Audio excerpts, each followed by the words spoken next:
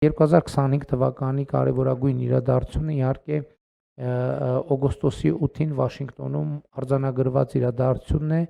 երբ մենք Ադրբեջանի հետ խաղաղություն հաստատեցինք, նախաստորագրելով խաղաղության համաձայնագիրը եւ հռչակագիր ընդունելով, որը որպես վկա ստորագրեց նաև Միացյալ Նահանգների նախագահ Դոնալդ Տրամպը։ Մեր խնդիրը ներկայումս շատ պարզ է, մենք առաջիկայում պատրաստվում ենք ինստիտուցիոնալացնել խաղաղության համաձայնագիրը եւ այդ ուղղությամբ աշխատանքներ կիրականացնենք, բայց կարևոր է, որ այս ընթացքում մենք կարողացանք նաև ավարտին հասնել TRIP նախագծի շուրջ Հայաստան Միացյալ Նահանգներ համաձայնագիրը, որը արդեն ստորագրված է եւ մենք առջևում պիտի սկսենք վավերացման գործընթացը։ Կարևոր է արձանագրել, որ սա իսկապես իրավիճակ փոխող ծրագիր է, որովհետեւ Հայաստանի Հանրապետությունը, ինչպես առիթ ունեցել եմ ասելու, հակամարտության փակուղուց վերածվում խաղաղության խաչմերուկի եւ սա իհարկե մեծ իրադարձություն է մեր երկրի կյանքում եւ 2026 թվականին արդեն գետնի վրա կսկսվեն իրական աշխատանքները։ Ուզում եմ ասել նաեւ, որ մենք Հայաստանում ընդհանուր առմամբ երկաթուղային ենթակառուցվածքները ավելի լավ վիճակի բերելու ուղղված աշխատանքներ ենք իրականացնում եւ այս պահին նաեւ հայտարարված է Ախուրիկ Գյումրի հատվածի վերականգնման հետ կապված մրցույթը, որը իրականացվելու է պետական բյուջեի միջոցներով եւ մենք իհարկե հետագայում նույնպես երկաթուղու հետ կապված այդ թվում միջազգային գործընկերների հետ իրականացնենք որոշակի ծրագրեր։ Վերադառնալով 2025 թվականի օգոստոսի 8-ին ուզում եմ հիշեցնել հարգելի գործընկերներ, որ նախագահ Տրամպի հետ մենք մի քանի մտադրությունների հուշագիր ստորագրեցինք, նրանցից մեկը վերաբերվում էր բարձր տեխնոլոգիաների եւ արհեստական բանականության ոլորտում իրականացվող ծրագրերին համագործակցությանը եւ 8 ամիս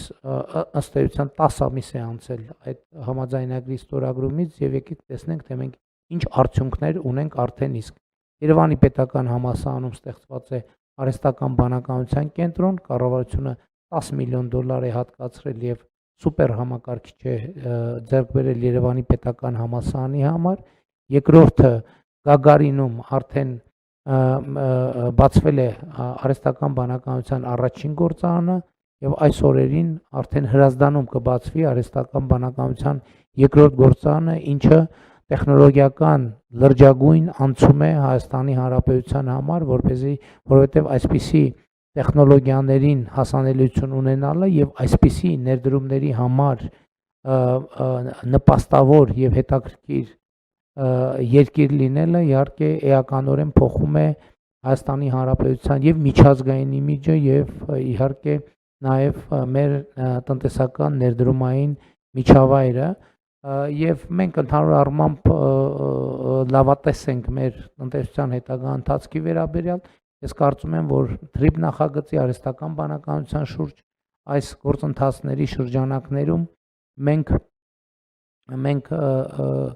կարողանանք ապահովել տարեկան առնվազն 6% տնտեսական աճ, ինչը երաշխիք է ստեղծում, որ մենք այդ թվում սոցիալական ոլորտի մեր բարեփոխումները հաջողությամբ իրականություն կդարձնենք։ Ընդհանուր առմամբ նաև քանի որ նաև 5 տարին ենք ամփոփում նախորդող 2021 թվականից, հարկ եմ համարում ընդգծել, որ կառավարությունը նախորդող շրջանում ավելի քան 3.4 միլիարդ դոլարի տարբեր ծրագրերով աջակցություններ է ցուցաբերել Հայաստանի Հանրապետության քաղաքացիներին։ Սկսած հիպոթեկային հարկի պարագայում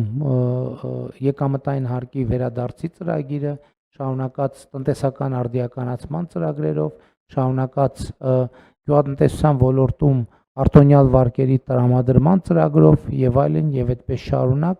եւ սա նույնպես շատ էական դեր է խաղացել Հայաստանի տնտեսական այն հաջողությունների գործում, որը մենք ունենք։ Ուզում եմ հիշեցնել նաեւ, որ 2017 թվականի համեմատ 2025 թվականի արդյունքներով մենք մեկ շնչին ընկնող ՀՆԱ-ն ավելի քան կրկնապատկել ենք Հայաստանի Հանրապետության եւ նախորդող շրջանում 2021-ից 2026 թվականը մենք տարեկան միջինում արձանագրել ենք 7.9% տնտեսական աճ։ Ուզում եմ հիշեցնել, որ 2021 թվականի նախընտրական ծրագրով մենք նախատեսել ենք եւ խոստացել ենք միջինում